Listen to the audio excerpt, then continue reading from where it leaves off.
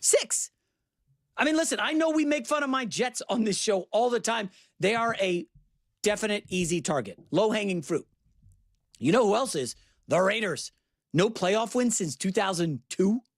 I mean, you stack the Jets and Raiders the last 15 years next to each other, and you just got a lot of dysfunctional, embarrassing football. But the Raiders have hope this season because they got Fernando Mendoza. Listen, we got to be honest. Mendoza is very likable. You know, see how Jalen Brunson's likable with the Knicks? Mendoza is extremely likable. He's just a winning player. He's a nice guy. He's humble. He calls himself a nerd. He updates his LinkedIn profile. He gets in front of a crowd and speaks, and you're just like, gosh, I could hang with this guy. This could be my buddy. We could be friends. Fernando Mendoza also can spin it. He took Indiana to a national championship. And now he's in something of a quarterback battle, depending on who you talk to, with Kirk Cousins. But an interesting subplot is kind of sort of developing in the desert. So A.J. Brown, we know the countdown is to June 1. He's likely going to be out of Philly. We know the Patriots are involved heavily. We know the Rams previously were involved. But yesterday I floated to our guest, James Palmer. I was like, well, should we consider the Raiders? Should A.J. Brown consider going to the Raiders? Because their wide receiver room is the weakest in the league. Here's what Palmer had to say. It's Monday, 4 o'clock. That's when the financial aspect of this thing changes, right? And the dead cap monstrous number changes for the Philadelphia Eagles, and they can make a move. Howie Roseman has no deadline. That's part of, I think, his leverage, because the Patriots' leverage is this. Hey, we're the only team in play here. So, what do you want from us? And so that's exactly where this thing stands right now with A.J. Brown, is how he's trying to increase his leverage and seeing how much compensation he can get for a player that he thinks he maybe deserves a 1 for. We'll see. There's been reports out there he'll get a 1 for A.J. We'll see if that actually happens. Yeah, I don't want to, I know he gets upset at me sometimes, but I don't want to mention there was a disgruntled pass rusher on the Raiders who kind of wanted to be traded. What do you want to go to Philly? I don't know. I'm not doing anything. It's tough for the Raiders, who are rebuilding, to part with a first-round pick, especially when you're rebuilding around Mendoza.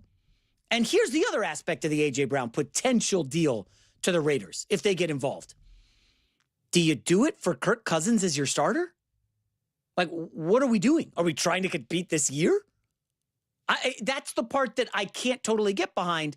Like, I'm not bringing in A.J. Brown to help Kirk Cousins. I'm bringing him in to help Fernando Mendoza.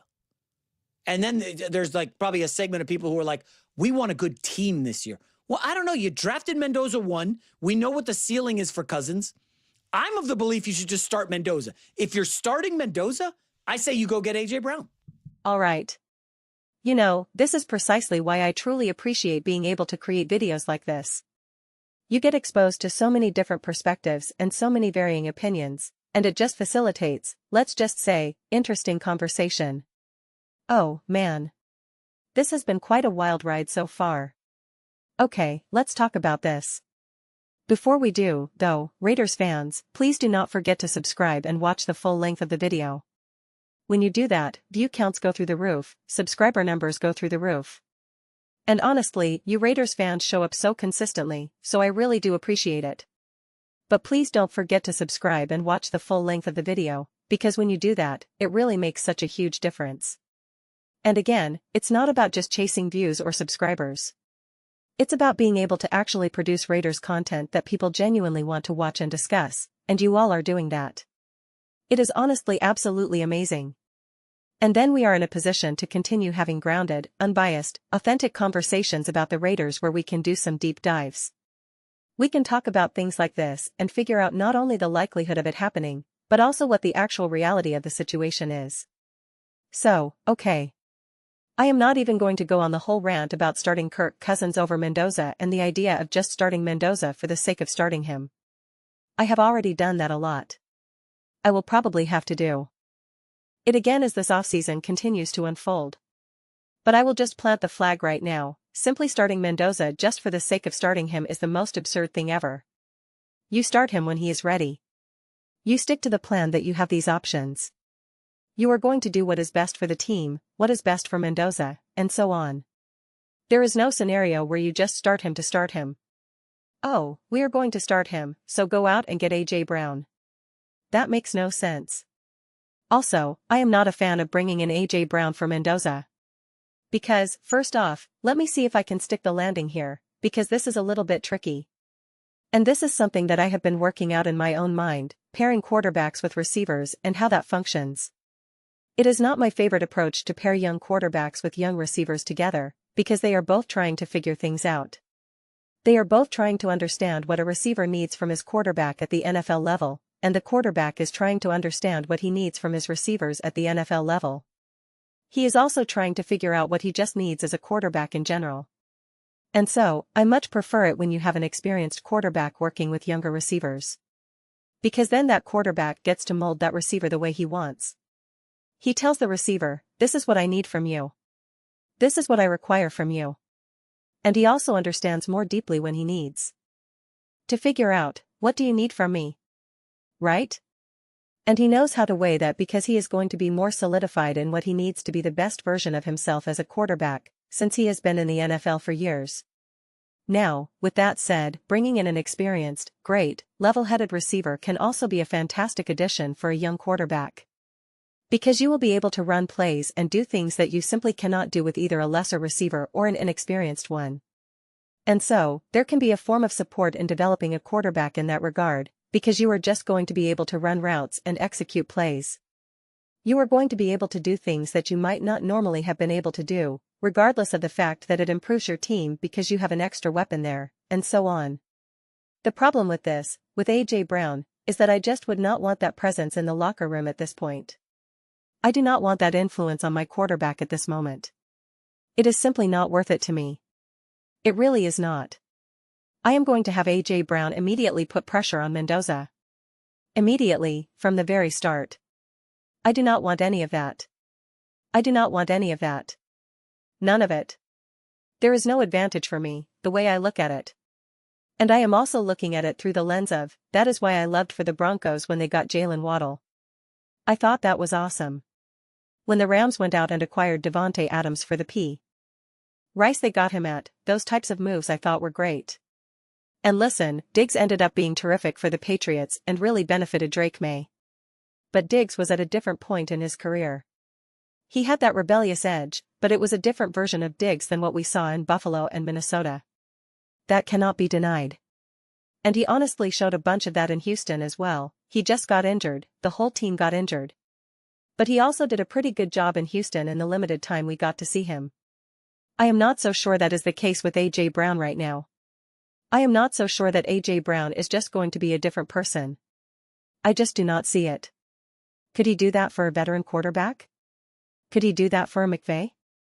Could he do that for a more established roster with an established quarterback? For sure. But I just do not think that is the case here. So, in a vacuum, in an absolute vacuum, not factoring in anything else, just treating this like Madden right now, yes, bringing in AJ Brown would be great.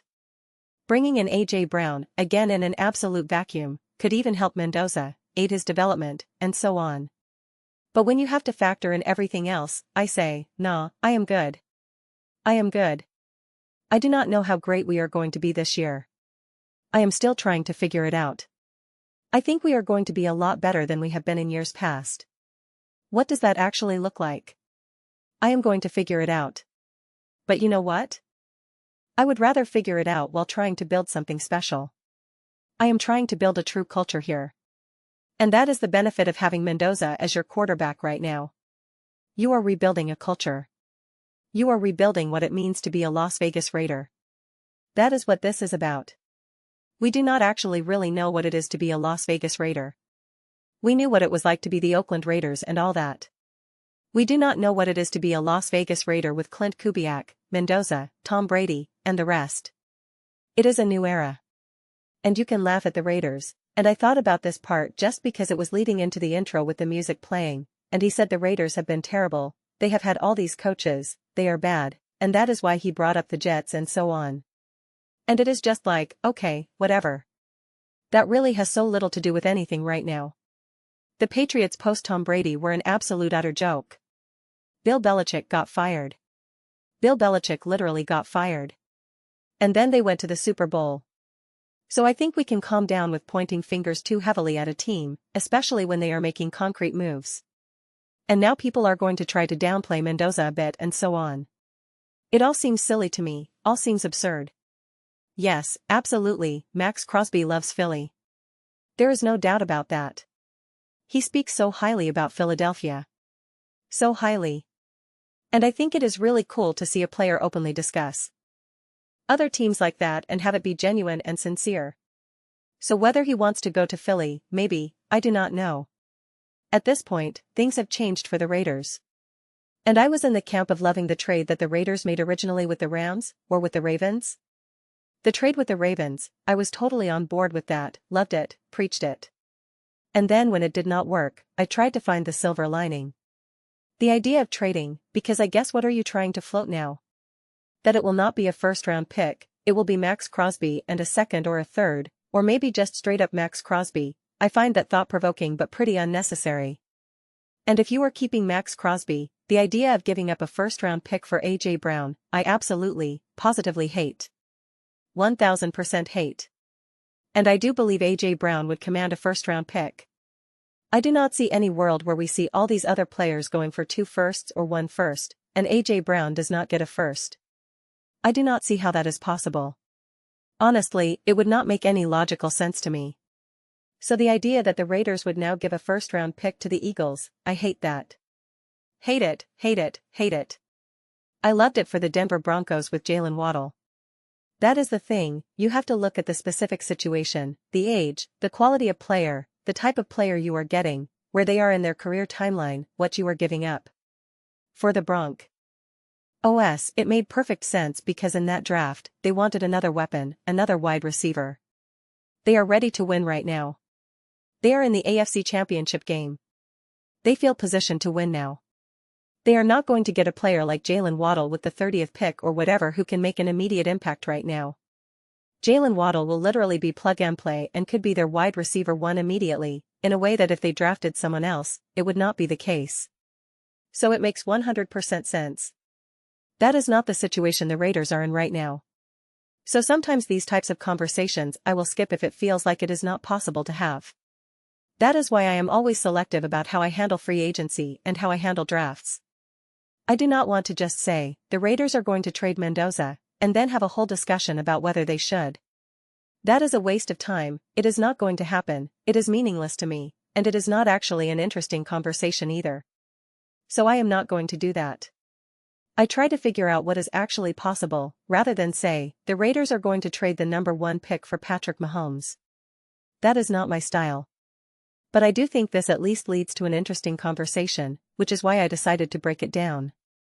I do not think it is going to happen, and I would not necessarily agree with it either. It would not be my favorite move. But it opened the door for an interesting conversation, and it is an excuse to make Raiders content. But those are just my thoughts. I would absolutely love to hear yours. What do you all think about the Las Vegas Raiders potentially trading for A.J. Brown? Let me know your thoughts in the comments below. I read every single comment. So whether you agree with me or disagree with me, either way, let's get into some discussions, get into some debates, but ultimately, let's just have some fun. Please do consider subscribing. We are building an amazing community here, and I absolutely love to see you be part of it. I want to build something that we all genuinely feel connected to. Something that we are really excited to be part of. I think we are well on our way to doing that. Please do not forget to give this video a thumbs up. It really does help with visibility and the algorithm. Thank you so much. See you next time.